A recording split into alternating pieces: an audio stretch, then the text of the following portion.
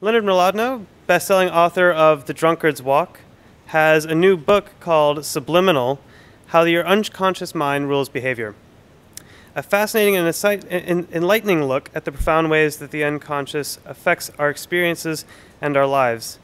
Over the past 2 decades, researchers have developed remarkable new tools for probing the unconscious, or subliminal, workings of the mind. And this explosion of research has led to a sea change in our understanding of how the mind affects the way we live. With a new understanding of our own hidden mental processes that Mlodinow provides in Subliminal, we're able to recognize and avoid some common pitfalls in our lives, work, and relationships. So with that, if you could welcome Leonard Mlodinow to the stage.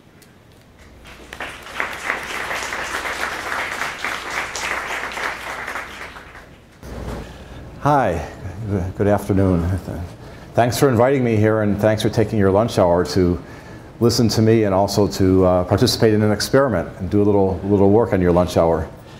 I'm going to start actually with 2 experiments, and it's totally voluntary and it's anonymous. So if you want to participate, just do what I ask, and if you don't, then ignore me. So the first thing I need to do is to divide you into 2 groups. And it's important as we do the experiment that no one talk, and you just follow the directions you'll see on the screen. So to divide you into 2 groups, let's go like right down here. And if you perceive that you're on this side of this line, then call yourself group 1. And if you perceive that you're on this side, then you're group 2. And group 1, please look at the screen. Please read this silently and record your answer. Okay, now, please read this question silently and also record your answer. Group 1, please turn toward the back of the room, and Group 2, please turn forward. Group 2, please read this question and record your answer. All right, now please read this question and record your answer here. Great, now you can all turn forward again, thank you. Now, if you're in Group 1, please put a 1 at the top of your slip of paper and circle it. And if you're in Group 2, put a 2 and circle that. Okay, now the second experiment. I need a female volunteer. Come up, please.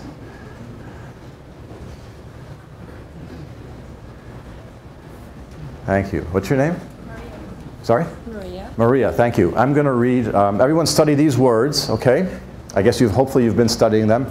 I'm going to read the top line, Maria is going to read the second line, and then I'll read the third line.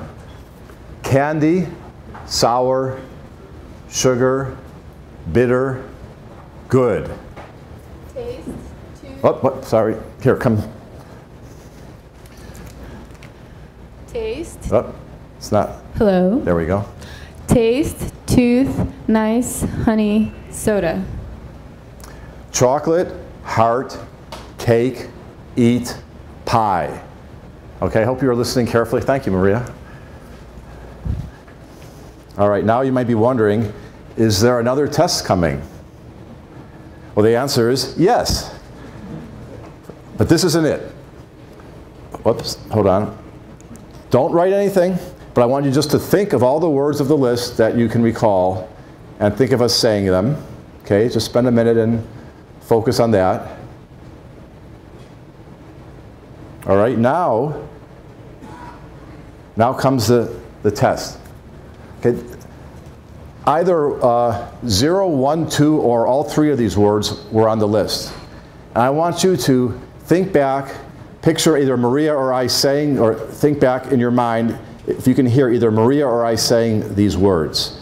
If you're confident that one of these words is on the list, write it down. It might be that none of them were on the list. It might be that all 3 of them were on the list, or it might be that 1 or 2 of them were on the list. So I'm not telling you which or how many were on the list, but if any of them, if you have if you're confident that you have a distinct memory of having seen one of these on the list or heard us saying them, please write it down right now. Okay? All right. Now, Group 1, please pass your papers this way, and Group 2, please pass your papers this way, and they'll be collected and tabulated for our experiment. Thank you. So while we're collecting the papers, let me begin to talk. So I call the book Subliminal. It's how your unconscious mind rules your behavior. Why did I call it subliminal?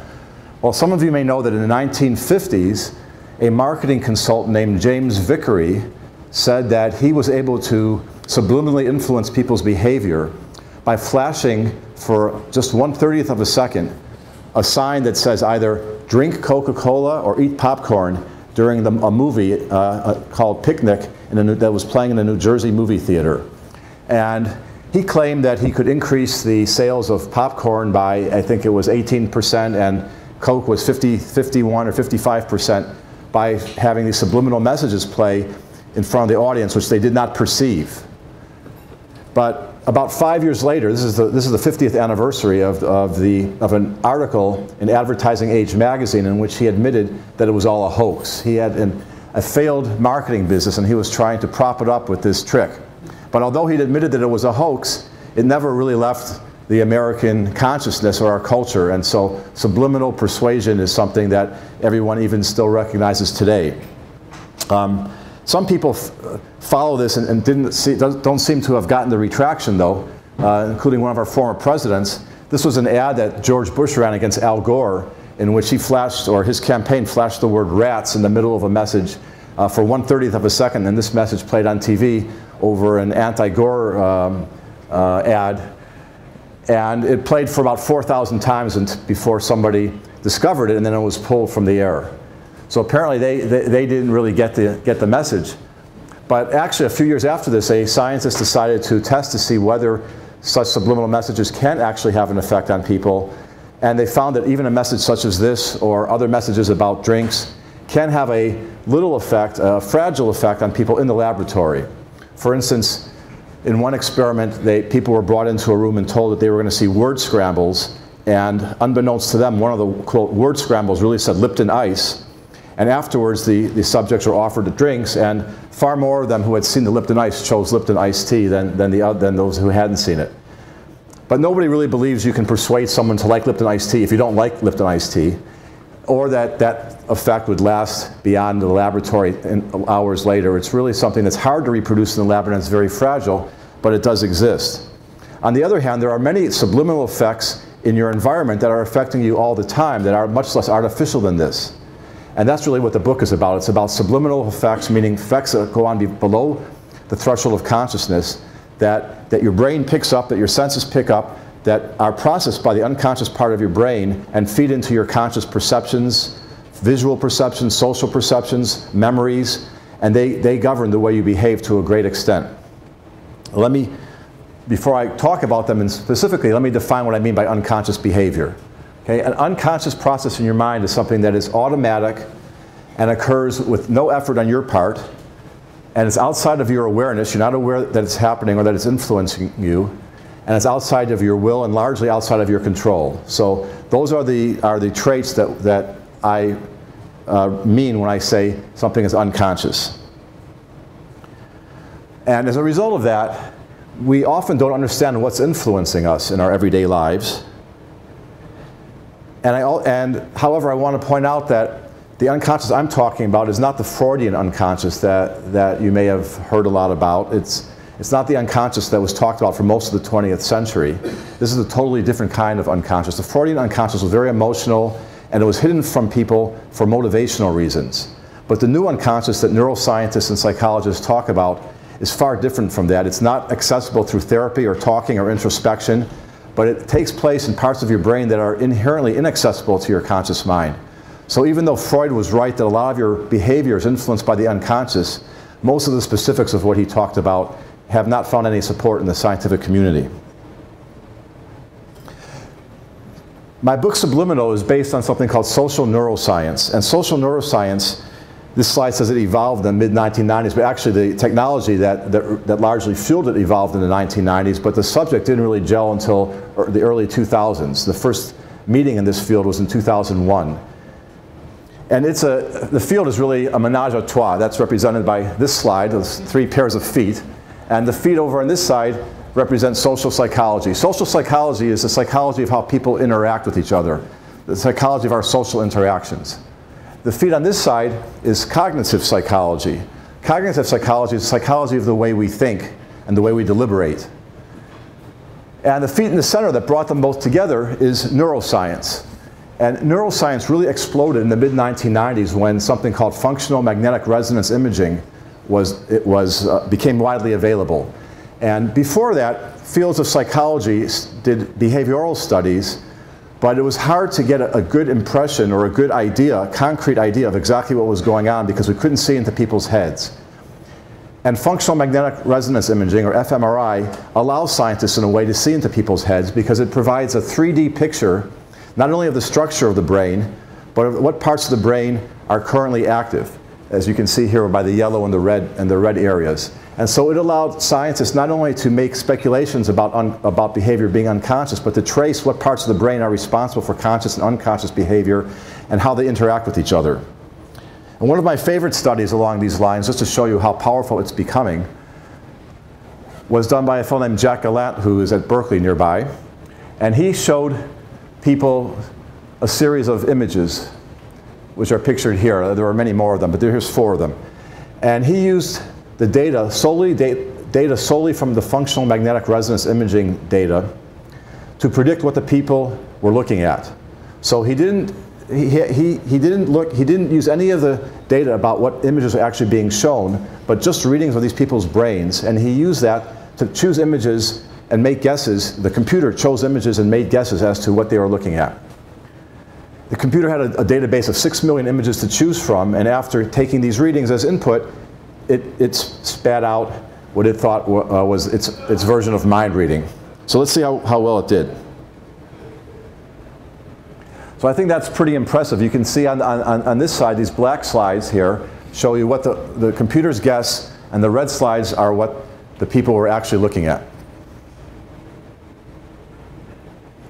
So I'm going to talk a little bit about how this works, how the unconscious mind works in your life. First, I'm going to talk about the unconscious and sensory perception, because that's very easy to illustrate, and it's something that I can show you visually here, as opposed to bringing people up and doing little experiments on you. But I did do 2 experiments to start the talk, so eventually we'll go and we'll demonstrate how that works in your own lives. But first, let's look at how it works in vision and hearing, and allow the processes that your brains use have their analogs in the way we construct our world, in our social world. I want you to come away with 3 main points. One is that our mental processes proceed along 2 paths, the conscious and the unconscious, which we're unaware of. Secondly, that all of our perceptions, our visual perceptions, our auditory perceptions, our memories, and our social perceptions, including the way you see people and the way you see yourself, are not just purely direct reflections of the data that you take in, but are constructions by your brain that seem real, but really are made of the data that you've assimilated, plus things like your prior beliefs, your knowledge, the context, and even your desires. And I want you to see that the way we experience the world, therefore, is largely due to this unconscious processing. Let's start with a little picture here. Okay? I want the men especially to look at this picture and to look for something unusual in this picture, okay? All right, so take your conscious mind. I want you to consciously search for something unusual in this picture. All right? Okay. Now that picture had something in the foreground that psychologists would call a high interest image. Okay? That's why I said especially the men in the audience, because it's a higher interest image for men. And how many of you saw something very unusual in the picture? So, okay, a handful. How many of you didn't? Okay, a slightly larger handful, but normally it breaks about 1 to 4 or 1 to 3. Those, the minority see something unusual and the majority don't. And that's because when light impinges on your retina, your brain doesn't automatically detect the image and make an image for you, but you have something called attention that has to be directed in order for you to see in order for you to consciously perceive what your eyes are seeing. And this attention is a function of both your conscious and your unconscious. And in the case of a very high interest image, your unconscious often wins and has that image dominate, so that you don't really see the lower interest part of the image.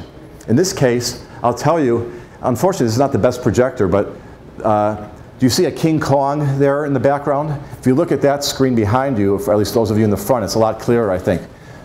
To your right, to the right of the woman, as you're looking at her, in the bushes is the face of King Kong. Did you see it now?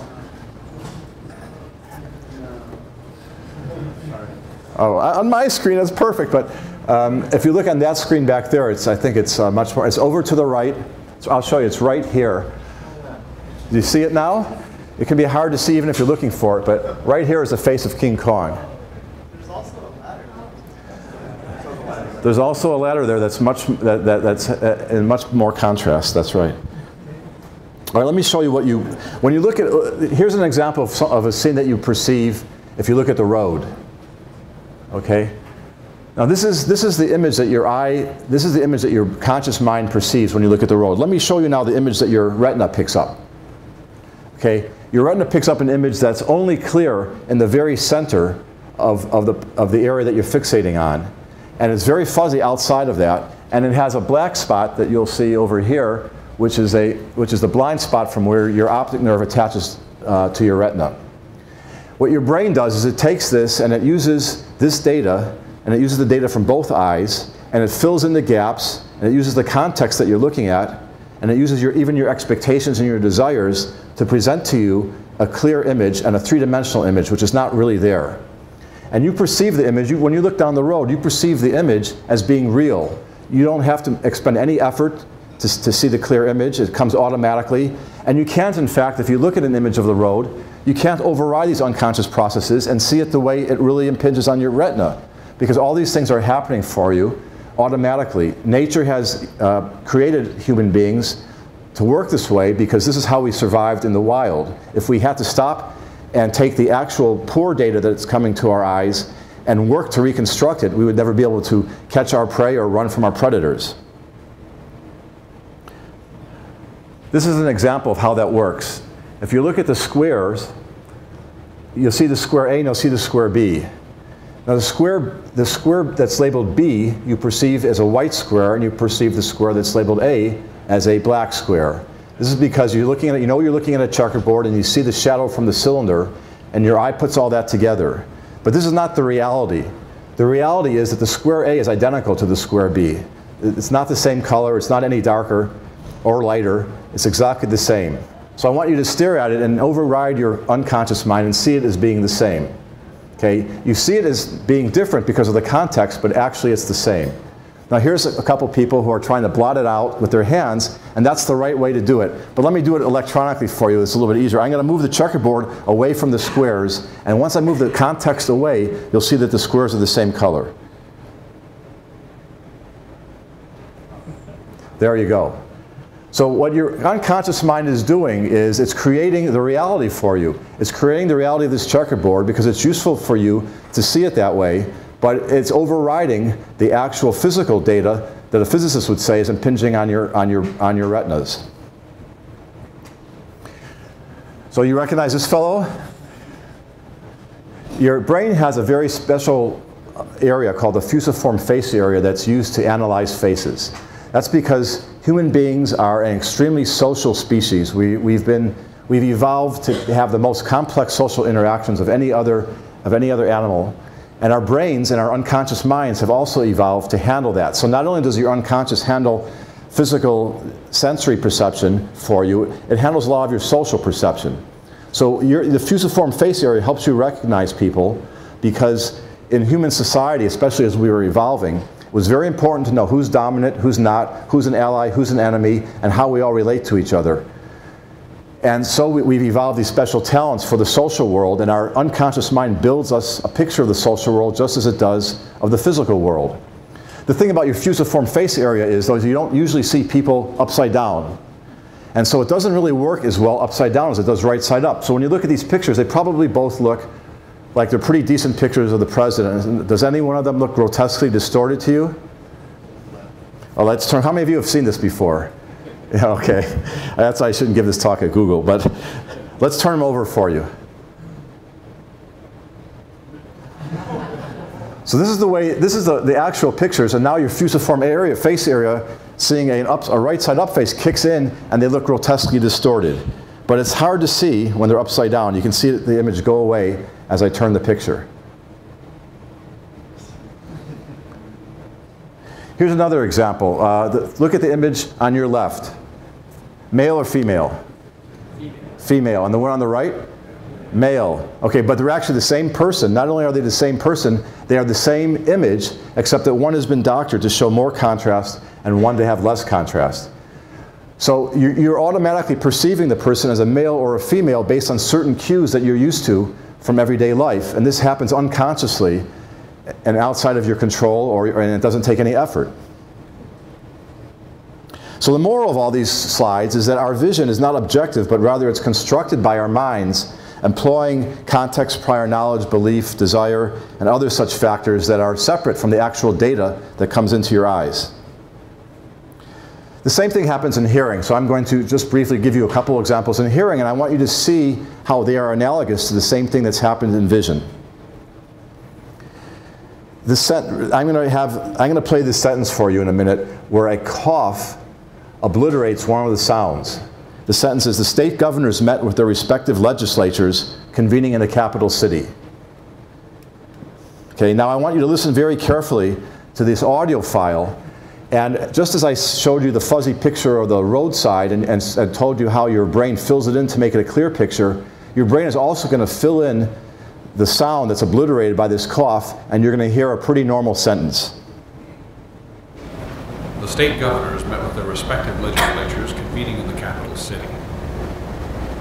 The state governors met with their respective legislatures convening in the capital city. The state governors met with their respective legislatures convening in the capital city. The state governors met with their respective legislatures convening in the capital city. Okay, do you know which sound was obliterated? G. It's hard, huh? I mean, it sounds somewhere like it's in the word maybe legislatures. Well, it is in the word legislatures, and it's the first, oh, I guess I pushed the button a little too fast. The answer's up there. Now it's really astounding that more hands didn't go up. It's the first S in the sound in the word legislature. So let me play it for you again and try and hear that. The state governors met with their respective legislatures convening in the capital city.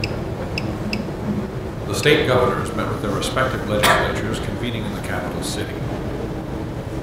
The state governors met with their respective legislatures. So the reason that it's very hard or even impossible to tell exactly where that cough comes is that your brain fills it in. If you didn't speak English and you heard this, you would hear legislators, and not the word legislatures, because you wouldn't know to fill it in. But because we speak English, and you hear this, your brain fills it in just like it fills in the visual data. And there's a very famous experiment in the 1970s that shows how far your brain goes and how it uses context to fill it in. They played a similar audio file with the word eel. And the context at the end of the sentence that people were listening to gave their brains the context for what word was being said.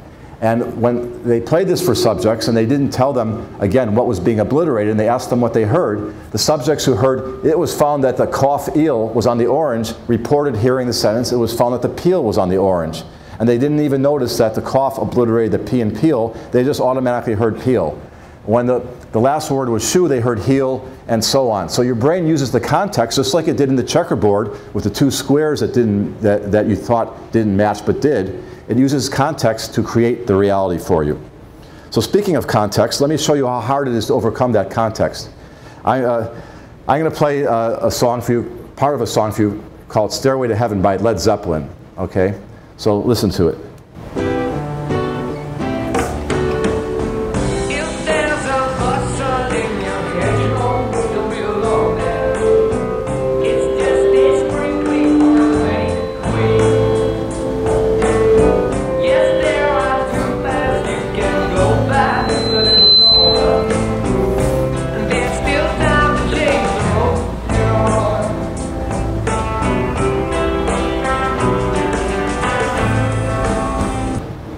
All right, now that you've heard it forwards, I'm going to play it backwards, okay? And I want you to listen to it backwards and see if it makes any sense. I don't think the words forward made a lot of sense, and I don't think, that's just me perhaps, I don't think the Led Zeppelin was clever enough to design a song that makes sense both forward and backwards, but some people claim that it does. I don't know how many of you have heard about these backwards effects. So, all right. So this is something that has become, for a while, was quite popular on the web, looking for messages and backwards songs and speeches by politicians, etc. So I'm going to play this for you, what you just heard backwards. And I want you to listen carefully and see if you can decipher whatever the paragraph of words that constitute the backwards song.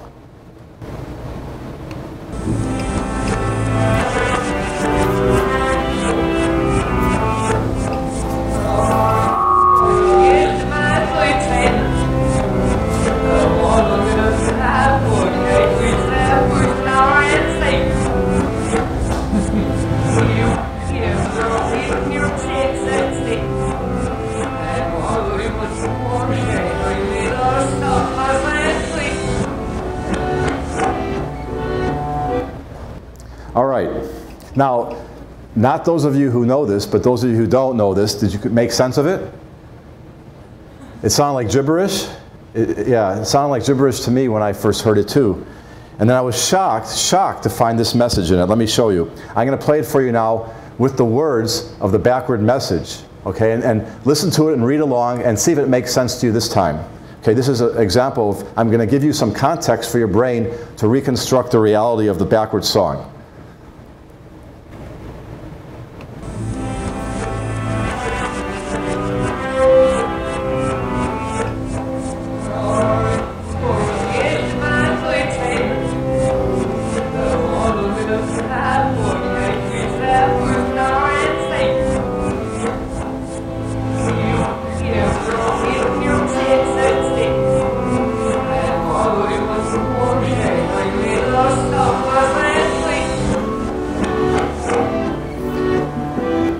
So from your laughter, I infer that you got it this time.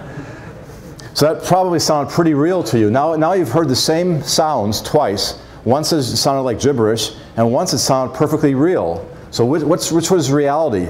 Is it the second time where there was a satanic message, or was it the first time? Well, I'm going to play it for you another time now, and I want you to decide consciously. I want you to override your unconscious mind. Watch the words, listen to the song, but don't connect the words with the song this time, okay? I want you to hear it the first way, even though you're seeing the words, okay?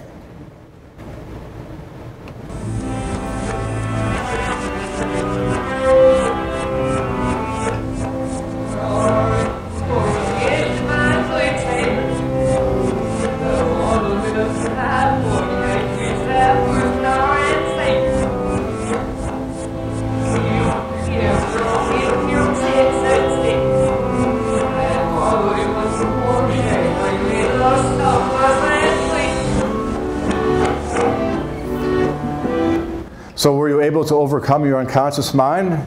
Could you watch the words and hear it yet as gibberish? No, huh? All right, I'm going to give you one more chance, but this time I'm guessing that you're spoiled, like I am, because I've heard it so many times now. I cannot, even without the words. I know the words. I'm going to play it for you again without the words, and now I want you to hear it without the satanic message.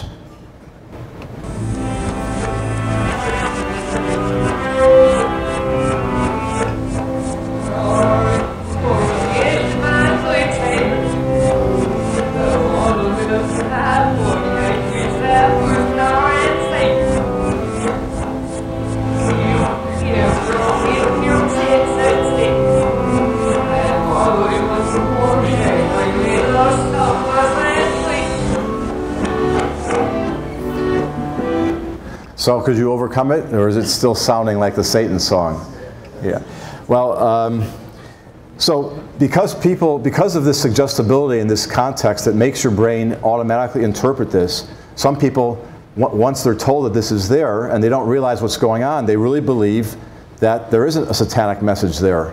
Because what else could it be? It does sound very real. And I want to thank Michael Shermer of the Skeptic Society for the backwards song. You know the Skeptic Society? You should check it out, skeptics.com. And one of the things he does is go around debunking myths like this where people find satanic messages. You can take any backwards sounds, come up with words that sound similar to that, play it, and the same effect will happen because your mind is using that context to create the reality. So in the rest of the talk, I'm going to talk about social perception, because the point is that these same tricks that your mind uses in audio and visual perception, it also uses in social perception. And these are very useful. I don't mean to be talking about these only because of the illusions that they create. If you run into people that look like this, you don't want to have to always individually analyze what is their role, what is their job, what do they want from me, how do I interact with them.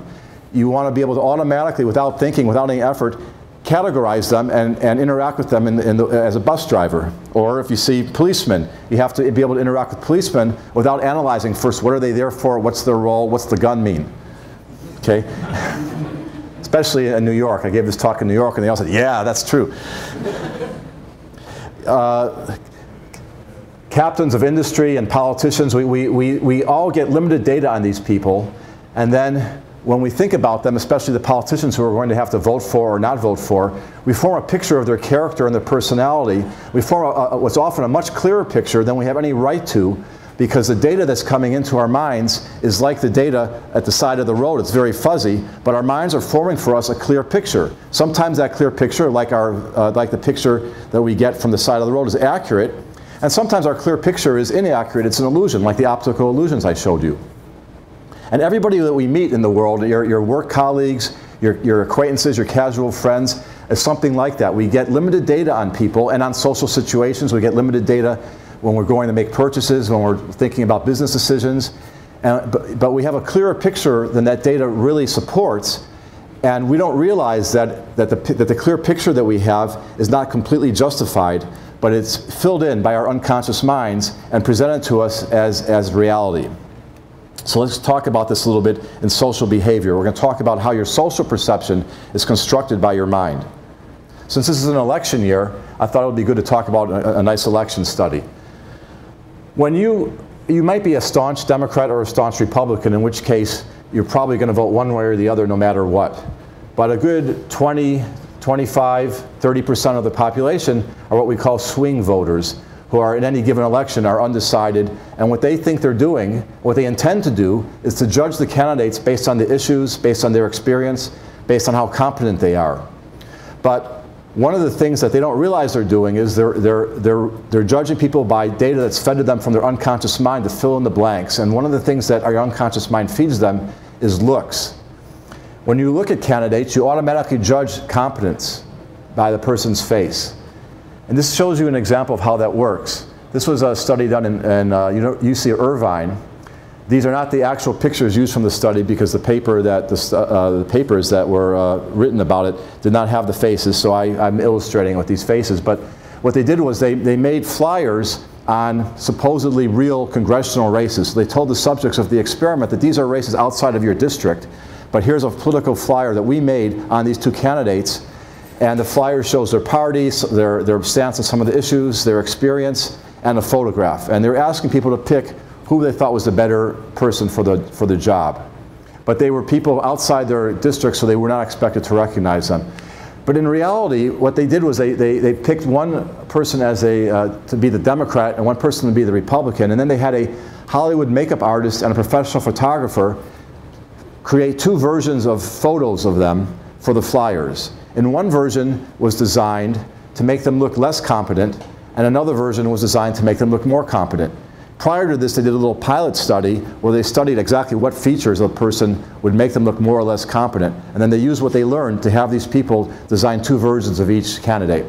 And half the people saw the Republican candidate in her more competent looking version and the Democrat in her less competent looking version. And the other half saw the Republican in the less competent looking version and the Democrat in the more competent looking version. And then they compared the vote that they would get to see what is a vote swing just based on the degree of competence in your picture. And they found that when the Republican was more competent looking, the Republican got 56% of the vote. But when she was less competent looking, she only got 44%. So there was a vote swing there from 44 to 56, for 58%. There was a vote swing of 14%. So 14% of the vote changed based purely on the person's picture, whether it was a competent looking picture or a less competent looking picture. So I mentioned the Skeptic Society. If you guys are skeptical, you could say, well, they were told that this was a real election, but that they had nothing at stake. So this might happen in the laboratory, but does it happen in real life? And fortunately, a fellow at Princeton, a psychologist named Alexander Todorov, decided to see if this works in real life. So he did something very impressive. He looked at about 400 elections, gubernatorial, senatorial, congressional elections, and he gathered photos of the candidates and paired them. This was before the 2006 elections. And he wondered, if this effect is real, can I predict the outcome of the races by these pictures? So he had subjects come into the lab and look at the pictures in pairs very briefly and just pick one. Which one looks more competent? And he had hundreds of subjects do this, and he gathered statistics on which of these candidates looked more competent. And then he created a prediction for all those races based not on political science, not on party, not on the issues, based purely on who looks more competent to the most people. So the question is, how successful do you think he would have been? Well, he was actually very successful. He got 70% of the races correct that way. So what this indicates, this correlation, is that something is going on, that when we're judging people, we're factoring in something we don't think we're factoring, which is their appearance. Another thing that influences us in our social interactions a great deal is touch. This slide shows 4 different kinds of primates engaged in grooming activities. Now, except for the one in the center, these primates spend a lot of time, an hour or 2 every day, doing this grooming, even though it only takes about 10 or 20 minutes to accomplish the physical purpose of the grooming.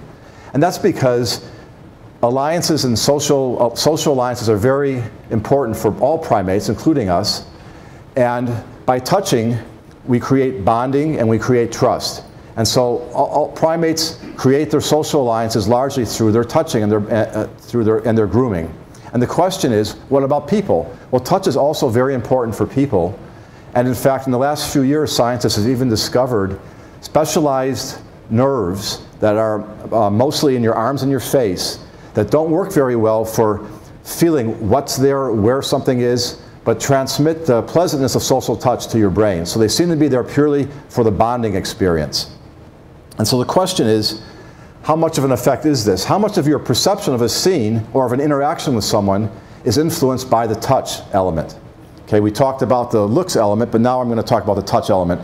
And my favorite experiment here was done in France, and it involved a few handsome Frenchmen and some single French women. This fellow represents the handsome Frenchman. These guys were all in their 20s, and they were asked to stand on a street corner in a town in northern France and spend all day for a few days propositioning single young women who walked by. And they were all instructed to say exactly the same thing. This is the translation of it. They basically say, hi, my name's Antoine. You're very pretty. Don't have time to talk now. Can I have your phone number? I'll call you later for a drink. But to half of the women they propositioned, they were told to give a very light, half-second or less touch on the shoulder or the elbow. And to the other half, they weren't. They were told not to do that. And the question was, what kind of effect does this have on their success rate? Well, it had a great effect. It doubled it. So 10% of the women agreed to the date if they didn't touch them, and 20% did with the touch. Again, going to the skeptic side, you could say, well, touch is actually more directly related to sex. What about other things? What about the influence of touch in other social situations that aren't so directly related to the touching you might do later? And so one of the other experiments was done on restaurants, actually 2 of them. In one of the experiments, they gathered a group of waiters and waitresses instead of the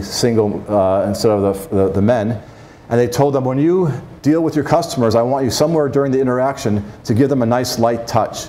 For half of them, and for half don't. And we're going to keep track of your tips and see if touching them increases your tips. And sure enough, they found that the waitresses and waiters averaged 14.5% tips from the customers they didn't touch, and 17% from the customers they did touch. They did a similar experiment on how many people take your recommendation when you recommend the special. And that went up from 40% to 60% with the touch. What about going to the blackboard? Okay, this is one of my pet peeves on this study. They said no one in a math class, and I've taught math classes, no one in a math class will want to go to the blackboard. So they tested the influence of touch on kids who want to go to the blackboard in a difficult statistics class, and the professors asked them to go to the blackboard and potentially be embarrassed. And only 9% who weren't touched went to the blackboard, but with this very subtle touch, 28% did. Doctors. Where are the doctors? The doctors have disappeared. Well, oh, that's okay. Agreeing to take a mall survey. 53% agreed to spend 5 minutes on a mall survey, and 76% agreed to take it if they were given a light touch. So this touch, and oh, by the way, in most of these studies, the subjects were debriefed afterward, and one of the questions they were asked was, did you notice being touched at any time? And most of them in the study said that they didn't even notice the touch. Okay, finally, I want to talk about when self provides the context. So sometimes the context in your social situation has to do with how it matters to you personally and your own self-image or your own worldview. This is Salvador Dali, and he famously said, "Every morning upon awakening, I experience a supreme pleasure, that of being Salvador Dali. And I ask myself, wonderstruck, what prodigious thing will he do today, this Salvador Dali?" Now, he may sound like a pompous ass, but I like this quote because this quote is what our unconscious mind wants us all to feel about ourselves. Okay? Because the best chance of success we can have in life, if you're approaching some difficult problem at Google, or if you're approaching difficult graduate school or medical school, or difficult medical problems, chemotherapy, starting a business on your own, you have a very big advantage if you feel that you can overcome this, and that you don't have perhaps a totally realistic view of what you're getting into. And your unconscious mind is very important in helping you see that. Let me just show you the results of that. What happens when you ask people how good they are at things? If you ask high school kids, are you above average? I don't know if any of you have high school kids, but you'll probably know that they're going to say yes. And indeed, in a survey of 3 million high school kids, 100% of them said they were above average. I'm guessing they rounded up from 99.99. But what about the professors? Do the teachers have a better view? So professors were asked, is your work above average? Yes, only 94% of them thought so. And here's some doctors. What about your doctor? Your doctor is usually confident in your diagnoses, but in one study, doctors are confident that they had diagnosed pneumonia correctly 80% of the time, and they were only right 20% of the time. One of the things your mind does when it gives you these overinflated views of yourself is it changes the way you treat incoming data. Okay? This is called motivated reasoning. So if you're completely objective and you look at data, then you might judge the data by the methodology. You might judge the data by the weight that particular data should hold. In other words, is that factor that you're testing very important? But what your unconscious mind does is it adjusts the weight that you give to data and it adjusts your view of the methodology in a way to tend to confirm your pre-existing beliefs and desires. So when you're looking at data, the human mind does not act as a scientist who's analyzing data objectively and drawing a conclusion, but your unconscious mind is more like a lawyer who looks at the conclusion that you want and adjusts the way that you look at the evidence to tend to support that conclusion. And it's very important this is unconscious, because if you try to consciously do it, you're too smart for that. You're going to know that I'm just fooling myself. But your unconscious can fool you in a way that you're not aware of. And that's how these things happen. And another thing that your unconscious does is it adjusts your memory. Your memory, as we'll see later, is a construction, just like your vision is and your audio and your social perception. What you remember are the broad strokes of things that happen, just like your eyes pick up the broad strokes of the scene, but it's fuzzy, and your brain puts it together. Your memory remembers the broad strokes of events that happen and then fills in the blanks so that you have a very clear memory and distinct memory. But that memory uses things like context in addition to data. Context, prior knowledge, beliefs, and desires. So if you ask, for instance, students 4 years out of college, what were your grades, you'll find an interesting effect. They tend to remember their A's pretty well and their lower grades less and less. In one study, scientists gathered together a bunch of kids who had graduated 4 years earlier, got them to sign off on their transcripts, got their transcripts so they could see what their grades were, and the kids had no motive to lie, and they asked them about their grades. Well, they remember their A's 89% of the time, 64% of their B's, 51% of their C's, and only 29% of their D's. So if you were in school, and I always tell my students, if you're getting bad grades, don't worry. In time, your grades will improve.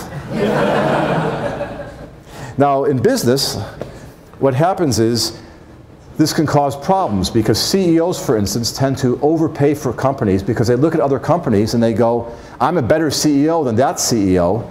One of the problems is that CEO didn't know how to run the company. I can run it better, and so they end up overpaying for the company. So our unconscious mind creates sincere beliefs and images of what's going on in the world, and we believe them as being real, but they're not necessarily based purely on data. This motivated reasoning, it was illustrated nicely in a study in Texas. They took subjects, and half of the subjects were all given the data on a case where an automobile crashed into a car, crashed into a motorcycle, and the motorcyclist was suing the automobile driver. And they gave them all the transcript of the case and the data, and they told half of them, you're going to take the part of the motorcyclist, and they told the other half, you're going to take the part of the automobile driver. And you're going to pair up and you negotiate your own form of the settlement, which was between $0 and $100,000. So they digested all this data and they got ready to negotiate, and then the experimenter said, oh, wait a minute. Before you do that, take your hat off, your advocate's hat off. This is just a game after all. So forget the conflict of interest. I want you to guess what the real settlement was, and if you can guess within $5,000, I'll give you a cash bonus. So it's in your financial interest to be objective here and to ignore any possible motivated reasoning that you had when you were digesting the data. So how do they do? Well, the subjects who were told that they were going to take the motorcyclist part guessed on average that the fair settlement would be $40,000, but those who took the driver's part guessed only $20,000. So they were unable to overcome, as I said, these are automatic, the unconscious effects are automatic and very hard to control. So even when money was at stake for them, they were unable to be objective in their analysis of the case. So let's see if this stuff happens to you. So we'll get to those two tests that we did earlier. And the first one is called anchoring, and it shows how the context of a situation can affect your consumer behavior. You were both given, both groups were given this question as question number 2. How much would you expect to pay for this lovely hotel room in Tahiti? Okay. Well, let me tell you what the answers were. Group 1, that's you guys, right? You guessed on average $1,176. So group 2, you're probably a little bit surprised because you guessed on average $304. Well, what did I do? I exercised mind control over you guys. From over here, I went like that, and I got you guys to quadruple your offer, okay? And how did I do that? That's because when I didn't give you a lot of data on the hotel room. I gave you some pictures, and it was in Tahiti, and a little information, and your brain formed some kind of image of what this hotel room is worth. The thing is that the difference between you guys was the first question I asked. So group 1 was asked, does this cost more than $5,500 a night? And group 2 was asked, does this cost more than $55 a night? This is like a throwaway question because I think it's pretty obvious that it is more than $55 a night, and it's not more than $5,500 a night. And you probably didn't think too much about it and thought, well, these questions are a little bit extreme. But yet it affected your conscious assessment of what's going on. So when you watch those late night shows and they want to sell you 10 steak knives for $49.95 in the end, but they start out by saying these 10 steak knives are worth $700. We normally sell them for $700, but today, just for you, it's discounted to $49.95. And you're probably thinking, if you're like me, that's $700, what BS? If no one would ever pay anything like that. But what you don't realize is they manipulated you to thinking that the $49.95 wasn't nearly as bad as you might think if they hadn't given you the $700 to begin with, as absurd as it is. So finally, let's go to the other test, which shows you how you create your own memories. Okay, what I gave you earlier was this list over here: candy, sour, sugar, etc. And then I asked you which of these words appeared on the list. Well, I was telling you how your brain constructs memories just like it constructs vision based on things like context, and this is a good illustration of that. Okay, because the word point was not on the list, and only 2 of you guessed the word point. That's pretty good, and that's normal. And the word taste was on the list, and 37 of you correctly remembered that the word taste was on the list. But then remember, I asked you to only write it down if you're confident and if you can hear us saying the word. So I don't think any of you should have written down sweet, because sweet wasn't on the list. So if you remember the word sweet, it was what we call a false memory. Your brain reconstructed that clear as a bell, excuse the pun, but it didn't hear anything. It's just the gist of the list, and it filled it in for you. So I said 37 people said taste. Well, 37 people also said that sweet was on the list. So this shows you the power of the reconstruction of your memory, and it's something to be very cognitive of when you read about legal cases and eyewitness testimony, but we don't have time for that. So let me just end with a quote from Carl Jung that I like. I don't believe in a lot of what he said, but some of what he said was really prescient. These subliminal aspects of everything that happens to us may seem to play very little part in our daily lives, but they are the almost invisible roots of our unconscious thoughts. Thank you.